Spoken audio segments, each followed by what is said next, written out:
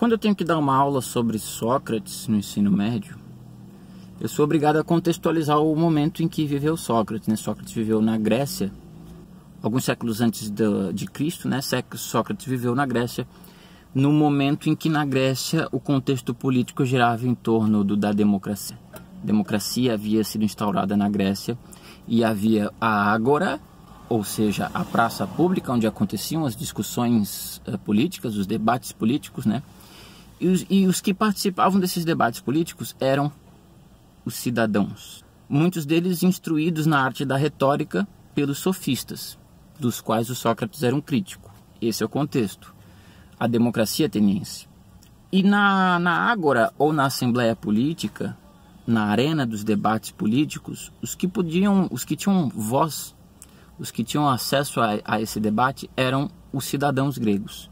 Só que cidadãos gregos é diferente. O conceito de cidadão na Grécia, o conceito de cidadão hoje em dia é diferente. Hoje em dia qualquer pessoa que nasceu é cidadão. Tem uma certidão de nascimento, é cidadão. Na Grécia não. Na Grécia, somente homens maiores de 21, nascidos na Grécia, alfabetizados, eram considerados cidadãos e tinham participação na Assembleia Política. Os outros, ou seja, mulheres, crianças, escravos e estrangeiros, não tinham participação política, não podiam compor aquela assembleia de debates. O problema é o seguinte: sempre que eu sou obrigado a contextualizar esse momento que Sócrates viveu, né, em que eu toco nessa questão dos cidadãos e da participação política das mulheres ou não na Grécia, né, entra a questão do feminismo e coisa e tal. E muitos alunos, eles já estão com uma mentalidade meio radical, do tipo eu receber uma redação, por exemplo, volta e meia eu recebo, quando o assunto é esse, né? Termos sendo aplicados pelos alunos para esse contexto da Grécia, dizendo assim, a Grécia era sexista, a Grécia era machista e sexista. Já recebi escritos de alunos dizendo isso, né? Que naquele tempo de Sócrates era um absurdo porque a Grécia era sexista e machista. É o ponto que eu quero tentar aqui fazer a galera compreender. Que esses conceitos não se aplicam a esse período histórico. Se as mulheres não tinham participação na política naquela época, não era por sexismo, da forma como é entendido hoje. Não era por machismo, essas coisas não existiam. Então por que as mulheres não tinham participação? Deixa eu explicar uma coisa.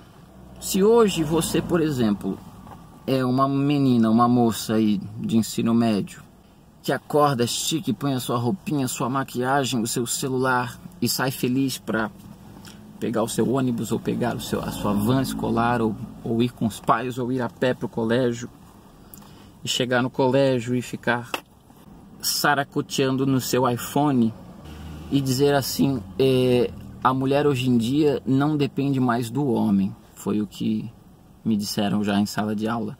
A questão não é essa, não é que a mulher não depende mais do homem. A questão é que nós vivemos numa sociedade contemporânea, tecnológica, multifacetada, no qual a mulher, tanto quanto o homem, tanto quanto qualquer um, se emancipou.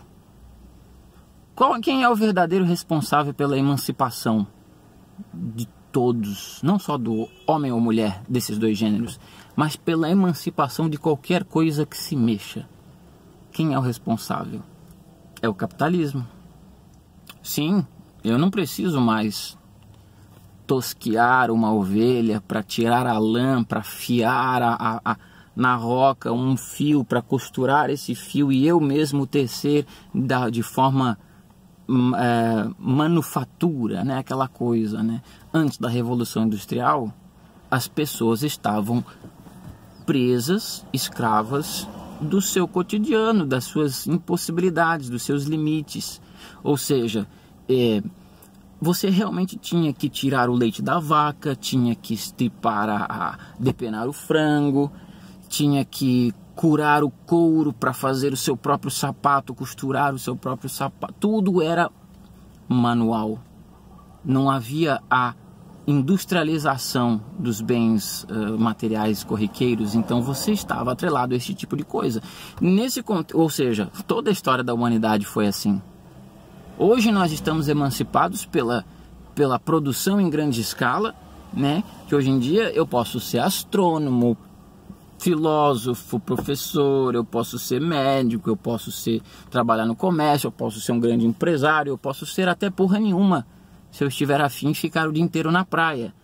Porque eu não preciso mais confeccionar essas coisas aqui. Isso tudo aqui vem da indústria. O capitalismo literalmente emancipou o homem. Isso é em todos os lugares, porque até nos países socialistas, né, é socialista na ideologia. Mas lá é socialista, lá na Coreia do Norte ou na China, você acha que eles costuram a própria... Não, é produção em grande escala. Nós vivemos no mundo contemporâneo.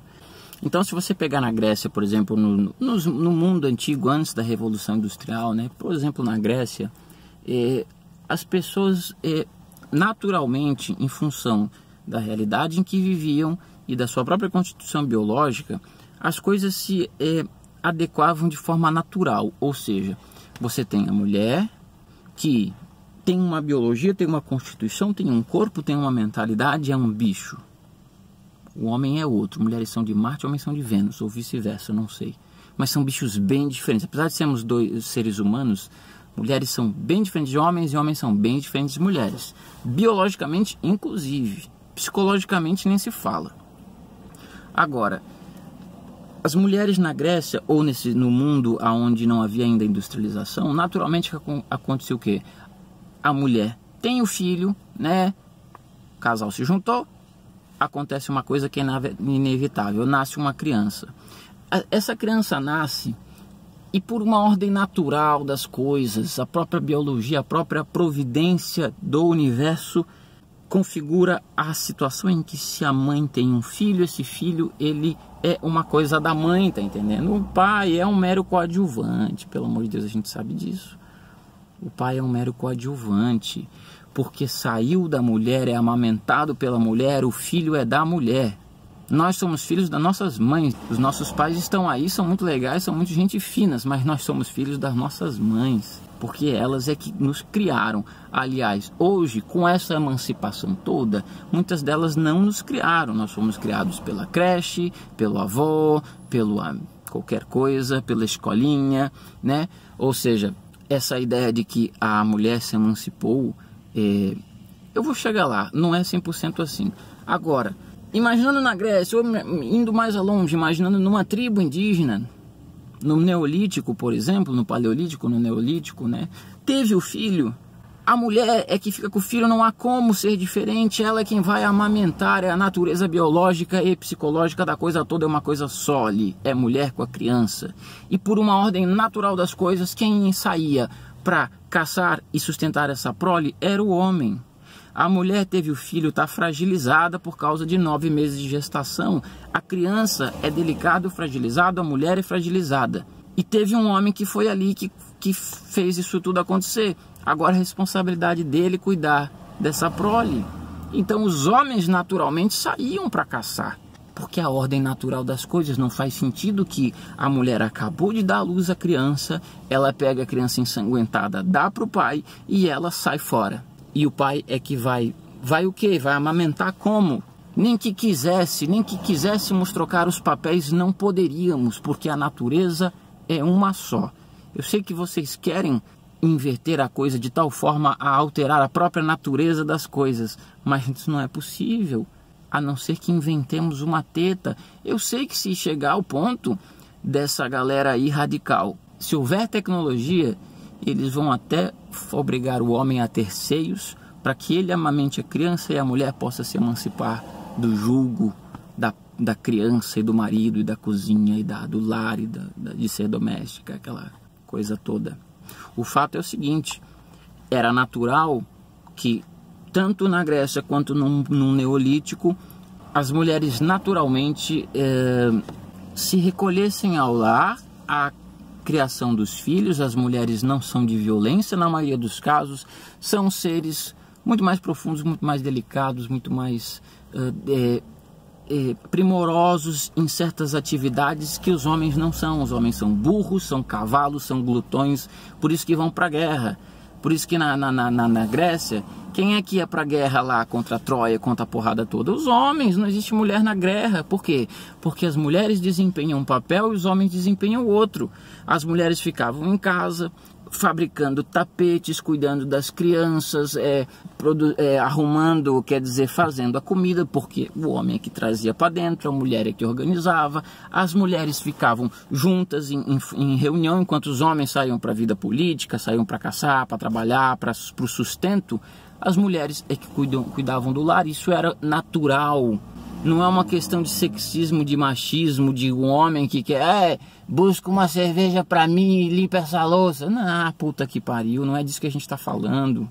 A gente tá falando da ordem natural das coisas. Imagine o cenário. Enquanto os homens guerreavam, enquanto os homens cuidavam da vida política e da vida lá fora, né? As mulheres se encontravam em família e tal, e no ambiente do lar, secavam os grãos, teciam e costuravam as vestimentas, porque não tinha indústria para fazer isso, cuidavam das crianças, faziam atividades que eram condizentes com a biologia, com a psicologia e com o ser feminino, enquanto os homens faziam aquilo que condizia à questão da biologia e da psique masculina, que é ir para porrada, que é ir discutir na ágora, essas coisas todas. Então, o mundo anterior à Revolução Industrial é um mundo no qual a mulher se destinava ao lar e à criação dos filhos, e o homem se destinava a sair de casa e buscar o sustento para essa família, porque é a pura ordem natural das coisas, não havia nem como ser diferente. Hoje em dia, com uma sociedade de 7,5 bilhões de pessoas no mundo, com megalópolis, metrópolis, alta tecnologia, estamos emancipados a um nível que tudo é feito pela gente, toda a indústria, tudo, não é nem uma questão da indústria, é tudo, cara. Olha só o tamanho do mundo em que vivemos, a complexidade que é a nossa sociedade. Hoje em dia, a mulher realmente pode se emancipar. Eu não quero ter filho, eu não quero, né, educar uma criança num lar, enquanto que o meu marido busca sustento, enquanto eu estou no momento de fragilidade, no momento dos 3 primeiros anos da minha criança, que eu preciso de dedicar ao meu filho. Eu não quero isso. Eu quero fazer academia, eu quero ir fazer esporte, eu quero montar minha empresa, eu quero viajar ao mundo, Claro, você pode fazer tudo isso, todos nós podemos, estamos emancipados. Agora, eu vou falar uma coisa muito séria para vocês. Vocês jamais vão se emancipar daquilo que é inemancipável. Eu nem sei qual é a palavra, mas vocês têm filhos, a criação, a gestação e a criação, eu não sei, parece que esse discurso quer inverter tanto as coisas, que eu não sei o que se espera. Que a mulher vá negar a sua própria natureza de ter um filho, de ser mãe, né? Porque é o seguinte, eu não sei como dizer isso sem parecer grosseiro, mas a mulher nunca vai se emancipar. Ela pode se emancipar de todas as formas, com tudo aquilo que a sociedade capitalista contemporânea pode dar a ela. Ela pode se emancipar de tudo isso, mas ela jamais vai se emancipar da sua própria condição existencial. Assim como o homem jamais vai se emancipar da sua própria condição existencial. Vamos supor um casal que ela é uma feminista que não admite cuidar de filhos e educar as crianças e ser uma mulher do lar. E ele não admite ir para a rua trabalhar e sustentar a família. E os dois trocam de papel. Eles têm uma criança, a criança mal saiu do hospital e eles trocam os papéis. O homem vai cuidar dessa criança, que é um recém-nascido, que basicamente qualquer pedacinho quebra ali. O homem vai cuidar dessa criança durante os próximos 3 anos e a mulher é que vai sair para trabalhar. É forçado ou não é forçado? Faz sentido ou não faz sentido? Não faz sentido porque sequer peito o homem tem. Então o que vai ser? A mulher vai ficar extraindo com maquininha de leite o leite para dar em frasquinhos para o pai ficar cuidando daqui. Mas para quê? Aí eu pergunto, para quê? Para que você vai inverter as coisas a esse nível, né? Porque algumas pessoas perderam o juízo das coisas querem uma espécie de liberdade e de inversão de papéis que já extrapolou a luta por direitos iguais, a luta por, né, nós somos iguais, no entanto, cada um com as suas especificidades únicas do seu próprio ser, da sua própria existência. Então tem coisas que jamais são inemancipáveis. Por mais que um homem, por exemplo, queira gestar uma criança dentro dele, dar à luz essa criança, depois amamentá-la do seu próprio seio, com seu próprio leite, por mais que um homem queira, ele não vai. E por mais que a mulher não queira, ela também não vai. Porque essa é a ordem natural das coisas. Agora, claro que com a tecnologia chegando a um nível absurdo que estamos vendo por aí, né? Se no futuro for possível colocar um útero num homem, gestar uma criança num homem e o homem gerar leite e fizer tudo isso, né? É possível, a tecnologia vai chegar lá e isso vai ser possível. Agora, existe uma diferença entre possível e necessário. Nem tudo que é possível é necessário. Eu te pergunto, isso é necessário?